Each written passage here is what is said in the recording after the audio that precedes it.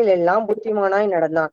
கர்த்தர் அவனோட கூட இருந்தார். அவன் மகா புத்திமானாய் நடக்கிறதை சவுல் கண்டு அவனுக்கு பயந்திருந்தான். இஸ்ரவேலரும் யூத ஜனங்களும் ஆகிய யாவரும் தாவீதை சிநேகித்தார்கள். அவர்களுக்கு முன்பாக அவன் போக்குமரத்துமாய் இருந்தான். ஒரு சிலவத்தால் நம்மளை தாழ்த்தி தேவனுடைய வார்த்தைக்காக நம்மளுடைய சமூகத்துல நம்ம ஜெபிக்கலாம்.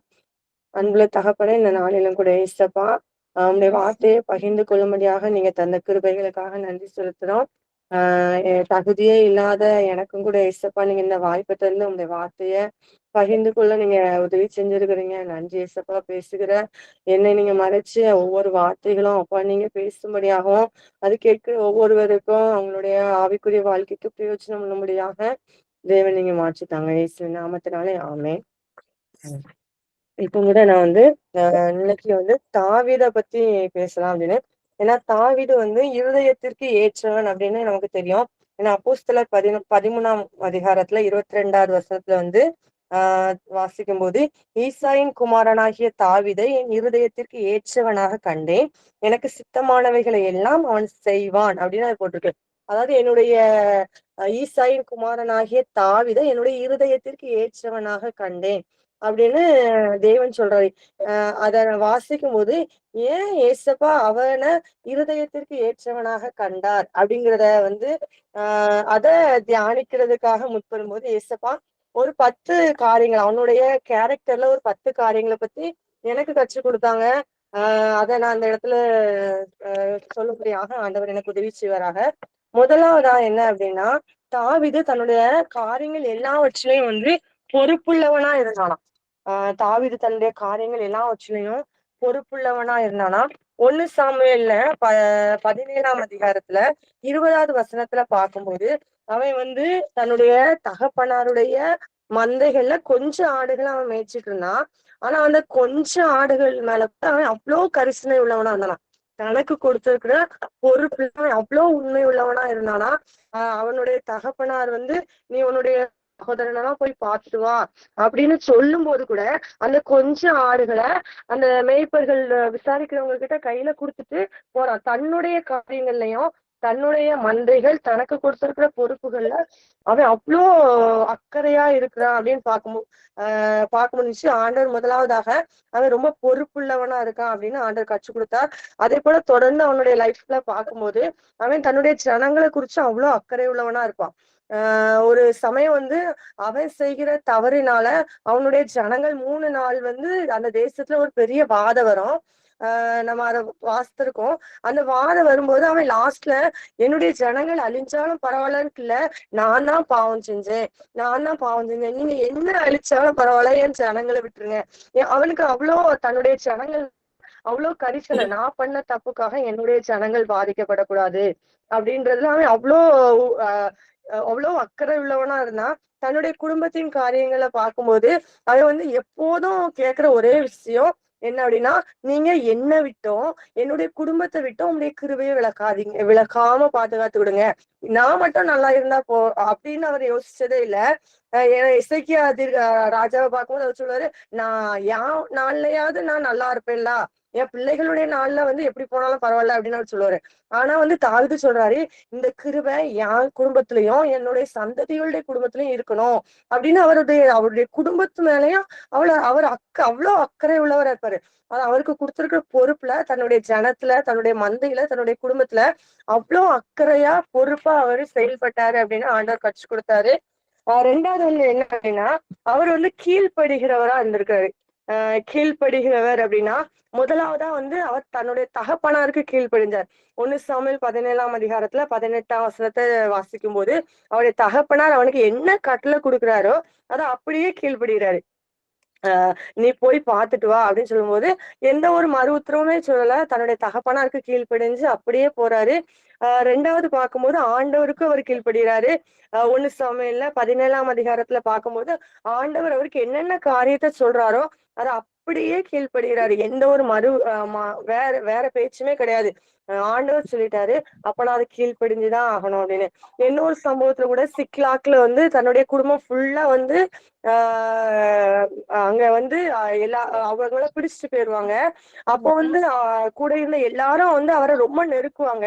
ஆனாலும் ஆண்டவர் என்ன ஆலோசனை குடுக்குறாரோ அதுக்கு அவர் கீழ்ப்படிஞ்சு அப்படியே நடப்பாரு. ஆண்டவர் என்ன வார்த்தை குடுக்குறாரோ, என்ன சொன்னாரோ அதுக்கு அப்படியே கீழ்ப்படிறார். அவர்கிட்ட இருந்த 2வது ஒரு நல்ல கேரக்டர் என்ன அப்படின்னா, கீழ்ப்படிதல். தன்னுடைய தகப்பனாருக்கும், தன்னுடைய ஆண்டவருக்கும் அவர் கீழ்ப்படிந்தவரா இருந்தாரு அப்படின்னு ஆண்டவர் கற்றுக் குடுத்தாரு. 3வது பார்க்கும்போது என்னன்னா, அவர் வந்து விசுவாசத்தில் வல்லவரா இருந்தாராம். விசுவாசம். விசுவாசம் அப்படின்னு பார்க்கும்போது அந்த வார்த்தைகள் வந்து ரொம்ப எளிமையானதா இருக்கலாம். ஆனா நெறைய நேரங்கள்ல நமக்கு வந்து ஒரு சில காரியங்கள்ல வந்து அந்த விசுவாசம் விலகிறோம். ஆனா வந்து அவருடைய வாழ்க்கையில விசுவாசிக்கிறதுக்கு ஏதுவான சூழ்நிலைகளே நெறைய நேரத்துல இல்ல. ஆனா அவர் விசுவாசிச்சாராம். அ ஏன் அப்டின்னா, நான் ஆராதிக்கிற தேவன் உண்மையுள்ளவர். அவர் எல்லாத்துல இருந்தும் என்ன மீட்டெடுப்பாரு. அவர் என்ன எல்லாத்துல இருந்தும் பாதுகாப்பார். கோலியாத் விஷயத்துல கூட அவர் சொல்லுவாரு, அ நான் வந்து நான் இந்த வில்லையும் நம்பல, நான் இந்த அம்பையும் நம்பல, இந்த ட்ரெஸ்ஸையும் நம்பல. ஏன்னா, நான் வந்து ஆண்டவர மட்டும் தான். என்ன சிங்கத்துடைய கைக்கும், கரடியுடைய கைக்கும் தப்புவிச்ச அவர தான் நான் நம்புறேன். அவர் என்ன அந்த 2க்கும் தப்புவிச்சாரு அப்டின்னா, நான் வந்து இந்த கோலியாத்து கைக்கு என்ன தப்புவிப்பாரு. அதுதான் விசுவாசம். ஏன்னா, அவனுக்கு முன்பாக இருந்த எல்லா சூழ்நிலையிலுமே ரொம்ப பெரிதாவும், கடினமானதாகவும் இருந்துச்சு. ஆனா, அவரு என்ன விசுவாசிக்கிறார்னா, என்ன முன்னொரு நாள் என்ன தப்புவிச்சாரு. இப்பவும் தப்புவிப்பாரு. இனிமேயும் தப்புவிப்பாரு. அப்படிங்கிற அந்த விசுவாசம், அந்த தாவீதுடைய வாழ்க்கையில அப்படி அபரிவிதமா அவருடைய வாழ்க்கை முழுவதுமே விசுவாசத்துல தான் கடந்து போனத வந்து நம்ம பார்க்கிறோம். அவரு சொல்றாரு, 1 சாமுவேல் 17ஆம் அதிகாரம் 47வது வசனத்துல, "கர்த்தர் பட்டயத்தினாலும், ஈட்டியினாலும் ரட்சிக்கிறவர் அல்ல என்று இந்த ஜனக்கூட்டம் எல்லாம் அறிந்து கொள்ளும். யுத்தம் கர்த்தருடையது. அவர் உங்களை எங்கள் கையில ஒப்புக் கொடுப்பார்." அப்படின்னு அவர் சொல்றாரு. ஆனா அதுக்கு முன்னாடி இஸ்ரவேல் ஜனங்கள்லாம் அங்கதான் நிக்கிறாங்க. அவங்க கையில எல்லாம் ஈட்டி, பட்டயம் எல்லாமே இருக்கு. ஆனா அவங்களுக்கு அந்த விசுவாசம் இல்ல. ஆனா இவருடைய கையில என்னன்னா 5 கல்லு, ஒரே ஒரு கவல் இருக்கு. ஆனா அவர் என்ன ஒரு தடி இருக்குது. ஆனா அவர் சொல்றாரு, இந்த யுத்தம் கர்த்தருடையது. கர்த்தர் பாப்பாரு. கர்த்தர் எங்களுக்கு ஜெயத்தை தருவாரு. அதுதான் விசுவாசம். அவருடைய வாழ்க்கையில அந்த விசுவாசத்துல அவர் வல்லவரா இருந்தாரு. அப்படிங்கிறத வாழ்க்கையில ஒவ்வொரு கட்டத்திலயுமே நம்மளால பார்க்க முடியும். ஆஹ் 4வதா பார்த்தோம் அப்படின்னா, அவர் வந்து உண்மையாய் நேசிக்கிறவரா இருந்தாராம். எந்த ஒரு யாரையும் அவர் வந்து உண்மையா நேசிக்கிறவரா இருந்திருக்கிறாரு. யோனத்தானுடைய காரியத்துல கூட ஆஹ் தெரியும். யோனத்தான் வந்து அவருக்கு நல்ல நண்பனா இருந்தாரு. ஆஹ் 1 சாமுவேல்ல வந்து 20ஆம் அதிகாரத்துல 42ஆம் வசனத்துல வந்து பார்க்கும்போது யோனத்தான் சொல்லுவாரு, கண்டிப்பா ஆண்டவர் வந்து உங்களை வந்து ராஜாவா மாத்திருவாரு. அப்போ நீங்க எங்களெல்லாம் நினைச்சுக்கோங்க. என் குடும்பத்தெல்லாம் நீங்க நினைச்சுக்கோங்க அப்படின்னு அவர் சொல்லுவாரு. அப்போ வந்து அவர் சொல்றாரு, அவங்க 2 பேருக்குள்ளயும் அவ்வளோ ஒரு பிணைப்பு இருந்துச்சு. அவர் வாழ்ந்த காலத்துல மட்டும் அவர் யோனத்தான உண்மையா நேசிக்கல. அவர் மரிச்சதுக்கு அப்புறமும் இந்த வார்த்தைய அவர் நினைவு கூர்ந்து, நான் யோனத்தானுக்கு ஏதாவது செய்ய முடியுமா? அவனுக்கு நான் தயவு செய்யும்படிக்கு யாராவது அவனுடைய குடும்பத்துல இருக்கிறாங்களா? அப்படின்னு அவர் அந்த ஒரு மனுஷன் வாக்கு கொடுக்கச்சுல உயிரோடு இருந்த காலத்திலயும் சரி, அவர் இல்லைனாலும் உண்மையாய் நேசிச்சு அவனுடைய மகன் மோவி போசத்துக்கு அவனுக்கு 2 காலுமே இல்ல. அவனுக்கு அவன் தயவு செய்யணுங்கிற அவசியமே இல்ல. ஆனா அவரு விசாரிக்கிறாரு. என் சிநேகிதன், என் நண்பன். அவன் என்கிட்ட சொன்னான். நீ வந்து என்னுடைய சந்ததிக்கும் உன்னுடைய சந்ததிக்கும் நடுவினருக்கும் சாட்சியா நீ வந்து எங்களை சமாதானத்தோட வைக்கணும், என் குடும்பத்தை பாதுகாத்துக்கிடணும் அப்படின்னு சொன்னதுனால அவர் அவருடைய மகனுக்கு மோவிஸ் வந்து வந்து அவருக்கு இறக்கம் பாராட்டலாம். நீ என்னோட வாழ்நாள் நித்தம் என்னுடைய பந்தியில நீ அப்பம் புசிப்பா அப்படின்னு. சோ அவர் நல்ல சிநேகிதனா இருந்தாரு. உண்மையா நேசிக்கிறவரா இருந்தாரு அப்படின்னு அவருடைய வாழ்க்கையில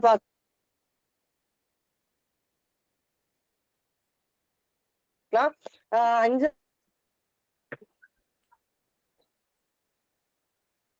5வது விஷயம் என்ன அப்படின்னா, அவர் வந்து தீமை செய்ய ஒரு நாளும் துணிஞ்சதே இல்ல. தீமை செய்யணும் அப்படின்னு தொடர்ந்துட்டேதான் இருந்தாரு. 2 முறை வந்து அவரை வந்து தாவீதுடைய கையில சவுல் ஒப்பு கொடுக்கப்பட்டாரு. குகையில இருக்கும்போது, இன்னொரு இடத்துல போகும்போதும், அவங்க தூங்கிட்டு இருக்கும் போது அந்த இடத்துலயும் தாவீதுடைய கையில சவுல் ஒப்பு கொடுக்கப்பட்டாரு. ஆனா வந்து அவனு தாவீதுக்கு கூட இருக்கிறேன்னு சொல்றான், இன்னைக்கு நீங்க அந்த சவுலை கொண்டு போட்டுருங்க. 1 சாமுவேல் 24ஆம் அதிகாரத்துல பார்க்கும்போது, இன்னைக்கே நீங்க அவங்கள கொன்னு போட்டுருங்க. இதோட இந்த யுத்தம் அவர் நம்மள தொடர்ந்து வர்றது முடிஞ்சிடும் அப்படின்னு. ஆனா அவர் என்ன சொல்றாருன்னா, அவர் வந்து தேவனால் அபிஷேகம் பண்ணப்பட்டவர். அதனால நான் அவனால தொடமாட்டேன். அவர் வந்து யுத்தத்துல மாண்டு போனாலே ஒழிய, இல்லைன்னா வேற ஏதாவது ஒரு விதத்துல அவர் இறந்து போனாலே ஒழிய, நான் அவருடைய கையில நான் அவரை கொல்ல மாட்டேன். ஏன்னா அவர் வந்து தேவனால அபிஷேகம் பண்ணப்பட்டவர்னு, அவரும் தீமை செய்ய துணியல, மத்த யாரையும் தீமை செய்யறதுக்கு அவர் அனுமதிக்கவே இல்லை. ஏன் அப்படின்னா, தீமை செய்யறது எந்த ஒரு காரியத்துக்கும் முடிவாகாது அப்படின்னு அவரு நிச்சயமா நம்பினார். ஏன்னா அவர் எத்தனையோ இடத்துல ஓடி ஓடி காடுகள்ல மலைகள்ல ஓடின போதும், தனக்கு விரோதமான எழும்பின மனுஷன் தன்னுடைய கையில ஒப்பு கொடுக்கப்பட்ட அந்த நாள்ல கூட, அவருடைய வஸ்திர தொங்கல வெட்டும் போது கூட அவருக்கு அவ்வளவு மனசு அடிச்சுக்கிட்டே இருந்துச்சாம். அவருடைய பக்கத்துல இருக்க ஈட்டி சொம்ப எடுத்துட்டு வரச்சுலயும் அவருக்கு அவ்வளவு வேதனையா இருந்துச்சாம். ஏன் அப்படின்னா, அந்த தீமை செய்யறது தீமை அந்த செய்ய அவருடைய மனம் இடம் கொடுக்கவே இல்லை அப்படின்னு பாக்குறோம். அந்த ஒரு நல்ல இருதயம் தாவீதுடைய வாழ்க்கையில இருந்துச்சு அப்படின்னு பாக்குறோம். 6வதா வந்து என்ன அப்படின்னா, தவற உணர்ந்து திருந்துறாரு. நிறைய நேரங்கள்ல நம்ம ஒரு தவறு செய்யும் போது நம்மளுடைய தவற நம்ம வந்து அது சரிதான் அப்படின்னு நம்ம வந்து மெய்ப்படுத்துறதுக்காக தான் நிறைய நேரங்கள்ல முயற்சி பண்ணுவோம். ஆனா வந்து தாவீது தன்னுடைய வாழ்நாள்ல ஒரே ஒரு தவறு செய்யறாரு. அது என்னன்னா, உரியாவின் மனைவியாகிய பத்சேபாள்கிட்ட வந்து அவரு பண்ற தப்புதான். அந்த வேதாகமம் முழுவதுலுமே அந்த ஒரே ஒரு காரியத்தை மறுபடியும் மறுபடியும் வந்து மென்ஷன் பண்ணிருப்பாங்க. தாவீதுடைய மனைவியாகிய பத்சேபாளின் அந்த காரியம் ஒன்றை தவிர மத்த எல்லாவற்றிலையும் தாவீது உண்மையா இருந்தாரு அப்படின்னு கொடுத்திருக்கோம். அந்த ஒரே ஒரு விஷயத்துல வந்து அவர் வந்து தப்பு பண்ணினாரு. ஆனா வந்து அந்த தப்ப வந்து ஆண்டவர் உணர்த்தும் போது அந்த நேரத்துல அவர் மனம் திருந்துறாரு. அதாவது அந்த உரியாவை கொன்னதுக்காக வேற யாரும் அவர்கிட்ட வந்து கேட்க போறது இல்ல. பத்சேபால எடுத்துக்கொண்டதுக்காக வேற யாருமே வந்து அவங்க கிட்ட தாவீது கிட்ட வந்து கேட்க போறது இல்ல. ஆனாலும் ஆண்டவர் அந்த வார்த்தையை சொன்னதுனால அவர் மனம் திரும்புறாரு. நான் பாவம் செஞ்சுட்டேன் அப்படின்னு அந்த சங்கீதம் 51வது அதிகாரம் முழுவதுலயுமே வந்து அதற்கான அந்த பாவத்துக்கான சங்கீதம் அப்படின்னு நம்ம வாசிக்கிறோம். அவரு சொல்றாரு, அதாவது இந்த பாவத்தினால நீங்க என்னை விட்டு விலகிறாதீங்க, உங்களுடைய ரட்சணத்தை மறுபடியும் எனக்கு தாங்க, உற்சாகமான ஆவியனை தாங்கும்படி செய்யுங்க. அந்த அவருடைய பாவ அறிக்கை முழுவதுமே அவர் செஞ்ச அந்த பாவத்தை முழுமையா உணர்ந்து இது என்னுடைய வாழ்க்கையில மறுபடியும் வரக்கூடாதுங்கிறத முழு மனதோட அவர் அதுல இருந்து வெளிப்படுத்துவார். அந்த சங்கீதம் 51வது அதிகாரத்துல ஒவ்வொரு வார்த்தையும் வந்து அந்த ஒரு நாள் பண்ணின தப்ப வந்து அவர் அவ்வளோ பாரப்பட்டு அழுத்தி அவர் சொல்லுவார், நான் என்னுடைய அந்த அபிஷேகம் என்னை விட்டு விலகிடக்கூடாது, உங்களுடைய சந்தோஷம் என்னை விட்டு விலகிடக்கூடாது, நாம எப்பவும் துதிக்கணும் அப்படின்னு அந்த ஒவ்வொரு வார்த்தையும் வந்து அவர் அப்படியே அழகா கொண்டு வருவாரு. அதுதான் அவருடைய வாழ்க்கையில அவர் தவறுன்னு ஒரு விஷயம் தெரியும் போது அவர் வந்து அதை திருத்துறதுக்கு அவர் வந்து ஒரு நாளும் வந்து அவர் வெட்கப்படவே இல்லை. இன்னொரு விஷயம் என்னன்னா, நாபால் அவர்கிட்ட வந்து அவங்க வந்து உதவிக்காக போகும்போது அந்த நாபால் வந்து தவறா பேசிடுறாரு. பேசினப்புறம் அவனுடைய ஜனங்கள் வந்து மறுபடியும் வந்து தாவீதை சொல்லும் போது அவனை கொல்றதுக்காக தாவீது தன்னுடைய படைகளோட போறாரு. ஆனா வந்து நாபாலுடைய மனைவி வந்து அதற்கான காரியங்களை விளக்கி சொல்லும் போது, நீங்க தேவனுடைய யுத்தங்களை நடத்துறவங்க, இந்த பேலியாளின் மகனை நீங்க ஒரு பொருட்டா எண்ணாதீங்க. நீங்க வந்து உங்களோட வாழ்க்கையில இது ஒரு கரையா இருக்க கூடாது, நீங்க ஒண்ணுமே பண்ணாதீங்கன்னு அவனோட மனைவி வந்து தாவீதுட்ட சொல்லும்போது, ஆமா நீ ஆண்டவர் என்ன பாதுகாத்தாரு, இந்த தீமை செய்யாதபடிக்கு ஆண்டவர் என்ன பாதுகாத்தாருன்னு அவர் வந்து நாபால ஒண்ணுமே செய்ய மாட்டாரு. அது அவருக்கு வந்து ஒரு விஷயம் தவறுன்னு தெரியும் போது அதை உணர்ந்து திருந்துறதுல வந்து அவர் வெட்கப்படவே இல்லை அப்படின்னு ஆண்டவர் வந்து அந்த காரியத்தை வந்து அவருடைய வாழ்க்கையில அது ஒரு நல்ல குணநலன்களா வந்து ஆண்டவர் கற்றுக் கொடுத்தாரு. 7வதா பார்த்தோம் அப்படின்னா, தேவனுக்கு முன்பாக தன்னை தாழ்த்துகிறவனா இருந்தானா. எந்த ஒரு விஷயத்திலயும் அதாவது எந்த ஒரு காரியத்திலயும் ஆண்டவரை உயர்த்தி தன்னை தாழ்த்துறதுல அவர் ஒரு நாளும் வெட்கப்படவே இல்லையா. இந்த என்னது தேவனுடைய பெட்டி வந்து எருசலேமுக்குள்ள கொண்டு வரும்போது, அது தன்னுடைய கூடாரத்துல அவர் நிலைநிறுத்தப்படும் போது, அவர் அந்த பெட்டிக்கு முன்னாடி ஆடுறாராம். தன்னுடைய ராஜ வஸ்திரத்தெல்லாம் களைஞ்சு போட்டுட்டு, சணல் நூல ஒரு ராஜா சணல தரிச்சுட்டு அந்த பெட்டிக்கு முன்னாடி ஆடுறாரு. ஏன்னா, ஆ தேவனுடைய பெட்டி எங்களுடைய இடத்துக்கு வந்துட்டு அப்படின்ற அந்த ஒரு சந்தோஷ மிகுதியினால அவர் வந்து தன்னை முழுவதுமா தாழ்த்தி அவர் வந்து அந்த இடத்துல ஆடுறாரு. அப்போ வந்து அவருடைய மனைவி சொல்றாங்க, இப்படி ஒரு ராஜா யாராவது இப்படி தன்னுடைய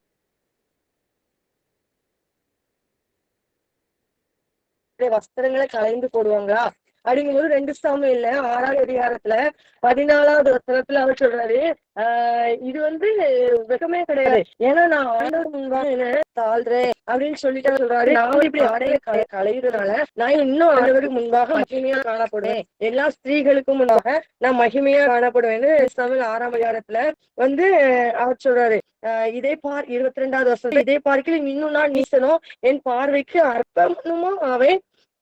ஏன் அப்படின்னா நான் ஆண்டோட முன்பாக நான் ராஜாவா வரல, கைப்பனா வந்திருக்கேன். ஆனா எத்தனையோ இக்கட்லயும் நெருக்கத்திலயும் ஓடி ஓடி அலைஞ்சேன். ஆனா இப்ப என்ன ராஜாவாக நிலைநிறுத்துறது ஆண்டவர். அப்போ நான் அவருடைய பாதைக்கு நான் இன்னும் அற்பமா போனாலும் எனக்கு ஒண்ணும் பிரச்சனை இல்ல. இந்த சணல் நூலை காட்டிலும் நான் இன்னும் என்ன தாழ்த்துறதுக்கு ஏதாவது ஒரு காரியம் இருந்தா இன்னும் நான் என்ன அற்பமா காமிக்கிறதுக்கு நான் வெட்கப்படல அப்படின்னு அவர் சொல்றாரு. தன்னை தாழ்த்துறாரு ஆண்டவருடைய சமூகத்துக்கு முன்பாக, ஆண்டவருடைய காரியங்களுக்கு முன்பாக அவர் வந்து தன்னை தாழ்த்துறதுல வந்து அவர் ஒரு நாளும் வந்து வெட்கப்படவே இல்லை அப்படின்னு பாக்குறோம். 8வது அவருடைய வாழ்க்கையில கற்றுக்கொண்ட காரியம் என்ன அப்படின்னா, அவர் வந்து ரொம்ப பொசசிவான ஒரு ஆளா இருக்காரு. அதாவது அவருடைய வார்த்தைகள்ல சங்கீதம் முழுவதுலயே நம்ம பார்த்தோம்னா அவர் சொல்ற ஒரே வார்த்தை எனக்கு எனக்கு என்னுடைய குடும்பத்துக்கு நான் எனக்கு அப்படின்னு அவர் சொல்றாரு. அதாவது மத்த யாருடைய காரியத்தை வந்து அவர் அதிகமா மிகைப்படுத்தியே பேச மாட்டாரு. எனக்கு எனக்கு என்ன ரட்சியம், என்னுடைய குடும்பத்தை ரட்சியம். அதாவது சோ பொசசிவ் அவரு. தன்னுடைய காரியத்துல வந்து அவரு பொதுவாலாம் பேசுறது இல்ல. எனக்கு என்னுடைய சந்ததிக்கு என்னுடைய தலைமுறைக்கு என்னுடைய குடும்பத்துக்கு அப்படின்னு எப்பவுமே வந்து அவருடைய வார்த்தைகள் முழுவதுமா வந்து அந்த அந்த பொசசிவ்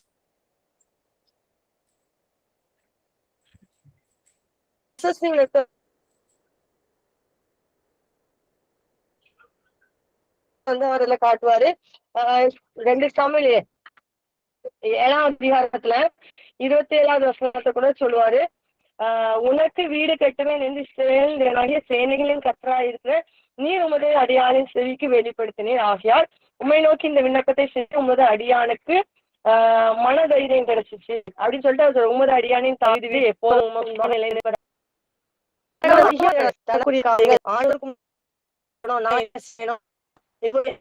அதுதான் வந்து ஆண்டவர் இன்னும் அவருடைய இதயத்துக்கு ஏற்றவனா கண்டதுக்கான ஒரு முக்கியமான காரணம் என்னன்னா, அவர் எப்பவுமே தன்னை ஆண்டவரோட அந்த ஒரு 2 அந்த பாண்டிங்குலதான் அவர் எப்போதும் இருந்திருக்கிறார். அதை தாண்டி 3வது ஒரு நபரை கூட அந்த இடத்துல அவர் அனுமதிச்சதே இல்லை. அதுதான் ஆண்டவருடைய பார்வைக்கு அவர் இருதயத்திற்கு ஏற்றவரா இருந்ததுக்கான ஒரு காரணம் என்னன்னா, அவர் வந்து தனக்கானது மட்டும்தான் அதிகமா அவர் அதுல தேடி இருப்பாரு. 9வது பார்த்தோம் அப்படின்னா அவர் வந்து எப்போதும் துதிக்கிறவரா இருந்திருக்கிறாரு. தாவீதுனாலே நம்ம துதிக்கிறவர்னு நமக்கு தெரியும். அவர் வந்து சங்கீதம் முழுவதுலயுமே வந்து அவர் துதிப்பாரு. ஆனா அவருடைய சூழ்நிலைகளை பார்த்தோம் அப்படின்னா நான் அவங்க சவுலுக்கு தப்பி ஓடின போது, அப்சலோமுக்கு தப்பி ஓடின போது, இவங்க துரத்தும் போது, இந்த பாதிப்பு வரும்போது, மரண வியாதிப்படும் போது, இப்படி ஒவ்வொரு அந்த டாபிக்கா பார்க்கும்போது அதுல வந்து எல்லா சூழ்நிலைகள்லயும் அவர் துதிப்பாரு. அவரு சொல்லுவாரு துதிப்பாரு. இதெல்லாம் வந்துச்சு ஆனாலும் நான் கர்த்தரை துதிப்பேன். அவர் எனக்கு செய்வாரு, அவர் எனக்கு என்ன நடத்துவாரு, அவர் என்ன பாதுகாப்பாரு, எல்லா தீமைக்கும் என்ன விலக்கி காப்பாரு அப்படின்னு அவர் வந்து அந்த சங்கீதம் முழுசுமே அவர் வந்து துதிக்கிறாரு. 2 சாமுவேல்ல வந்து 22ஆம் அதிகாரம் முழுமையுமே வந்து அவர் பாடுற பாட்டுதான். 2 சாமுவேல் 22ஆம் அதிகாரத்துல அவர் வந்து தன்னுடைய எல்லா சத்துருக்களுக்கும் விலக்கி சவுளுடைய கைக்கும் நீங்களாக்கி விடுவித்த போது அவன் கர்த்தருக்கு முன்பாக பாடின பாட்டாவது அந்த அதிகாரம் முழுமையும் அவர் பாடியிருப்பாரு. ஆண்டவர் செய்த நன்மைகளை சொல்லி சொல்லி தன்னுடைய குறைவுகளை சொல்லி சொல்லி அவர் பாடுறாரு.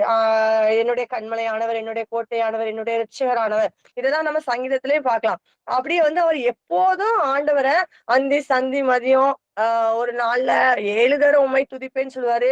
குறித்த காலத்திற்கு முன்பே நாம காத்திருக்கிறேன்னு சொல்லுவாரு.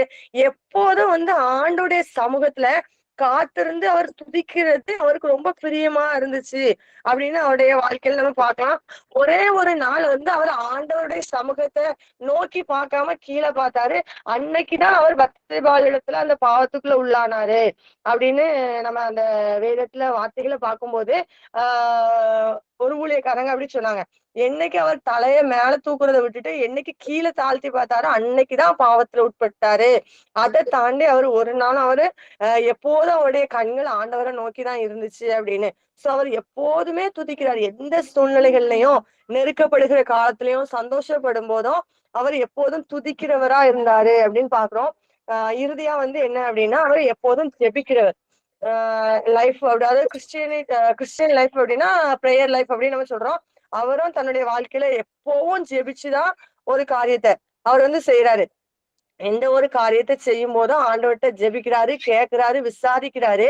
அந்த விசாரிச்சு ஆண்டவர் என்ன சொல்றாரோ அதை அவர் செய்யறாரு. அவர் ஆண்டவர் வந்து ஒரு காரியத்தை சொல்லல அப்படின்னா அவரு அதை செய்ய துணியறது இல்ல. அப்படியே அதை வெயிட் பண்ற ஆண்டவர் சொல்லுவாரு. அத்தட்டே நம்ம காத்திருப்போம். 1 சாமுவேல் 30ஆம் அதிகாரம் 8வது வசனத்துல கூட அவர் வந்து என்னன்னா அதை விசாரிக்கிற ஆண்டவரத்துல விசாரிச்சு அதை செயல்படுத்துறாரு. 1 சாமுவேல் 30:8 என்ன அப்படின்னா நான் அந்த தண்டை பின்தொடர வேண்டுமோ அதை பிடிப்பேனோ என்று கேட்டான். அதற்கு அவர் அதனை பின்தொடர், அதை நீ பிடித்து சகலத்தையும் திருப்பிக் கொள்வாய் அப்படின்னு ஆண்டவர் சொல்றாரு. நீ பின்தொடரு, நீ பிடிப்பா அப்படின்னு அவர் வந்து ஒரு விசுவாசத்தோட போறாரு. ஆண்டவர்கிட்ட கேட்டுதான் ஆண்டவர் நமக்கு பதில் பண்ணிட்டாரு. அதுல போன 400 பேர் போறாங்க, 200 பேர் பின் வாங்கிடுறாங்க. அந்த 400 பேர் அந்த கூப்பிட்டுட்டு போன எல்லாருமே பேலியாளின் மக்கள் தான். அந்த 400 பேரை அவர் நம்பல, ஆண்டவரை மட்டும் நம்பி போற. ஏன்னா நீ நீ பிடிப்பா அப்படின்னு அவர் எனக்கு வாக்கு கொடுத்திருக்காரு. சோ நடத்துவாரு அப்படின்னு. எப்போதும் ஆண்டவரிடத்துல ஜெபிக்கிறவராகவும் விசாரிக்கிறவராகவும் இருக்கிறாரு. 1 சாமுவேல் 23வது அதிகாரத்துல கூட பார்க்கும்போது அதுலயும் அவர் விசாரிக்கிறாரு. 23ல 2ல பார்க்கும்போது தாவீது நான் போய் அந்த பெலிஸ்தரை முறியடிக்கலாமா என்று கர்த்தரிடத்தில் விசாரித்ததற்கு கர்த்தர் நீ போ, பெலிஸ்தரை முறியடித்து கேகிலாவை ரட்சிப்பாயாக என்று அப்படின்னு சொல்றாரு. தொடர்ந்து வந்து அவரு கேக்குறாரு. அதே அதிகாரத்துல வந்து 12வது வசனத்துல கேக்குறாரு. கேகிலா பட்டணத்தார் என்னையும் என் மனுஷரையும் சவுலின் கையில் ஒப்பு கொடுப்பார்களோ என்று தாவீது கேட்டதற்கு கர்த்தர் ஒப்பு கொடுப்பார் என்றார்கள். அதாவது எல்லா விஷயத்திலயும், அதாவது நான் இந்த ஜனங்களை காப்பாற்றுவேனாங்கிறதையும் அவர் ஆண்டோட்ட கேட்டு விசாரிக்கிறாரு. இந்த ஜனங்கள் என்ன கைவிட்டுருவாங்களோங்கிறதையும் ஆண்டோடைய சமூகத்துல கேட்கிறாரு. எந்த ஒரு சூழ்நிலையிலையும் ஆண்டோடைய சமூகத்துல அவர் விசாரிக்கிறாரு, ஜெபிக்கிறாரு. அதனால வந்து அவர் ஜெயத்தை பெற்று கொண்டாரு அப்படிங்கிறத நம்ம அவருடைய வாழ்க்கையில இருந்து பாக்குறோம். ஆண்டவர் வந்து இந்த ஒரு 10 காரியங்கள் மூலமாக வந்து தாவீது என்னுடைய இருதயத்திற்கு ஏற்றவனா இருந்தா அப்படின்னு ஆண்டவர் கற்றுக் கொடுத்தாரு. அவர் வந்து முதல்ல பொறுப்புள்ளவனா இருந்தாரு, கீழ்ப்படுகிறவரா இருந்தாரு, விசுவாசத்துல வல்லவனா இருந்தாரு, உண்மையான சிநேகிதனா இருந்தாரு, தீமை செய்ய ஒரு நாளும் துணியாதவனா இருந்தாரு. தவறுன்னு ஒருத்தவங்க சொல்லும் போது அதை திருத்துறதுக்கு அவர் ஒரு நாளும் வெட்கப்படவே இல்லை. தேவனுக்கு முன்பாக தன்னை தாழ்த்துகிறவனா இருந்தாரு. எப்போதும் பொசசிவா இருந்தாரு. எனக்கு, என்னுடைய குடும்பம், ஆண்டவருக்கும் எனக்கும் அப்படிங்கிறதுல அவர் வந்து ரொம்ப உறுதியா இருந்தாரு. அதுல ஒரு 3வது பர்சன் அவர் வந்து உள்ள நுழைக்கணும் அப்படின்னு அவர் ஒரு நாள் நினைச்சது இல்ல. தன்னுடைய காரியத்துக்காக சாமுவேல்கிட்ட போய் நீங்க விசாரிச்சு சொல்லுங்க அப்படின்னு கூட அவர் ஒரு நாள் சொன்னதே இல்லை. எனக்கானதை நான் ஆண்டவர்கிட்ட கேட்டு விசாரிப்பேங்கிறதுல அவர் ரொம்ப உறுதியா இருந்தாரு. அவர் எப்போதும் துதிக்கிறவரா இருந்தாரு. அவர் எப்போதும் ஜெபிக்கிறவரா இருந்தாரு. நம்ம வந்து பொதுவா நம்ம யோசிக்கிறோம், ஆண்டவரை வந்து துதிக்கிறோம், ஜெபிக்கிறோம். இந்த 2 காரியங்களை நம்ம செய்யும் போதுதான் நம்ம ஆண்டவருடைய இதயத்துக்கு எப்போதும் துதிக்கிறது, ஜெபிக்கிறது முக்கியம் அப்படின்னு நினைக்கிறோம். இல்ல இந்த 10 காரியங்களுமே நம்மளுடைய வாழ்க்கையில இருந்தாதான் ஆண்டோடைய இதயத்துக்கு நம்ம ஏற்றவர்களா இருக்க முடியும். நான் நல்லா ஜெபிக்கிறேன், நான் நல்லா துதிக்கிறேன் அப்படின்னு இருந்துச்சு ஆண்டவருக்கு முன்பாக என்ன தாழ்த்தலனாலோ, மத்தவங்க துன்பப்படும் போது நான் அதை பார்த்து சந்தோஷப்பட்டாலோ அதனால நான் ஆண்டோடைய இதயத்திற்கு ஏற்றவர்களா மாற முடியாது. அப்படி அந்த ஆண்டவர் என்னென்ன காரியங்கள் நம்மளுடைய உலக பிரகாரமான காரியங்கள்லயும், ஆவிக்குரிய காரியங்கள்லயும் எல்லாவற்றிலையும் நம்ம வந்து ஒரு ஸ்டெடியா இருக்கணும் அப்படின்னு ஆண்டவர் விரும்புறாரு. நம்ம எல்லாவற்றிலையும் ஒழுங்கும் கிரமமுமா இருந்தோம் அப்படின்னா ஆண்டவர் நம்மளையும் பார்த்து சொல்லுவாரு, நம்ம வந்து ஆண்டவருடைய இருதயத்திற்கு ஏற்றவன் அப்படின்னு. சோ தாவீது வந்து இஸ்ரவேல்ல வந்து 2வது ராஜாவா இருந்தாரு. ஆனா முதலாவது ஆண்டவர் வந்து சவுலுன்னு ஒரு ராஜாவை ஏற்படுத்தினாரு. ஏன் அவரு ஆண்டவருடைய இருதயத்திற்கு ஏற்றவனா இல்ல? அவருக்கும் ஆண்டவர் இந்த காரியங்கள் எல்லாம் கொடுத்திருப்பாரு.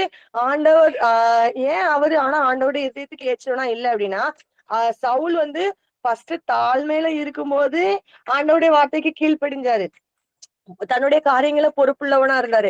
பொறுப்புன்னா தன்னுடைய தகப்பனாருடைய கழுதை வந்து காணாம போன உடனே அத தேடுறதுக்கு அவர் போறாரு. ஆண்டவருடைய வார்த்தைக்கு கீழ்ப்படுகிறாரு. சாமுவேல் சொல்ற வார்த்தைக்கு கீழ்ப்படுகிறாரு.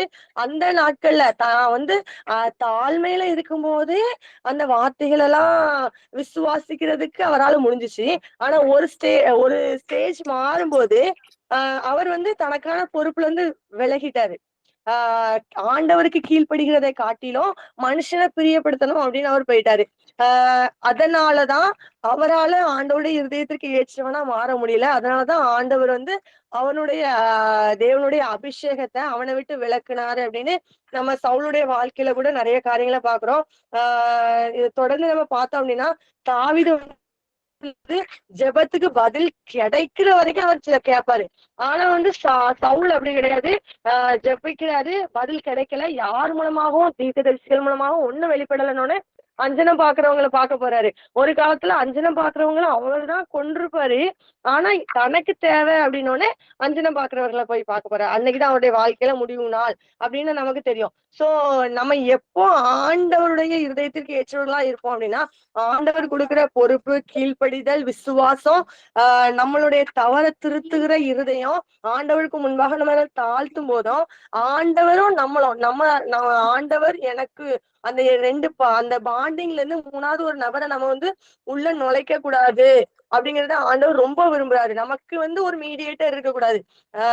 பரிசுத்த ஆவியானவரை தவிர வேற எந்த ஒரு மீடியேட்டரும் நமக்கு இருக்கக்கூடாது அப்படின்னு ஆண்டவர் வந்து விரும்புறாரு. ஏன்னா நம்ம ஜெபிச்சாலே அவர் கேட்பாரு.